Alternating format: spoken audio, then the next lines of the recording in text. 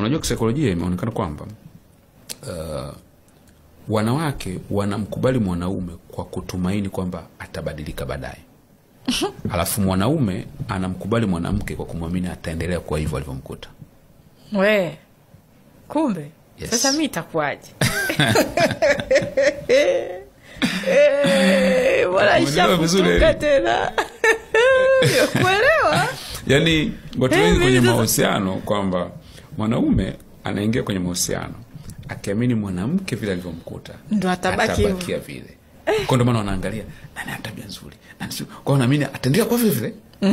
Alafu mwanamke anamkubali mwanaume akiamini kwamba atabadilika. Either atabadilika atakuwa mtu mzuri zaidi, maisha yake yatabadilika atakuwa mazuri, kama alikuwa na tabia mbaya atabadilika atakuwa tabia nzuri. You see the point? Yeah. Kwa tukikutana hivi. Mimi nisipobadilika kwa tatizo. Kwa ni tatizo.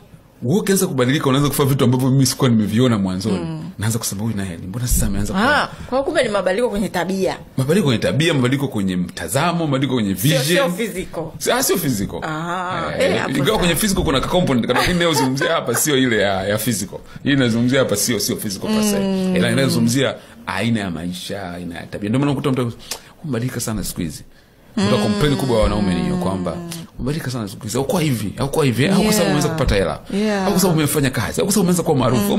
You see, kwa sababu we believe kwamba vile tulivyomkuta anatakiwa ndicho kilichotuvutia kwa vile alivyo. Wakati wewe unaangalia future yangu, unaangalia kesho nitakuwa nani, au unaangalia kesho naweza kubadilika vipi. Hata ndio maana unaweza kukuta mtu anachukua mtu unamwona labda ni mlevi sana. Sema kuna waleoje na mlevi anasema mna atabadilika huyo. Ni kweli kabisa. Ndio maana wengi ukiongea nao ukimuuliza tatizo hili lilianza lini kwenye ndoa yako, atakwambia yani kwa kweli hata kabla tujaoana alikuwa anajua kumbe. Alikuwa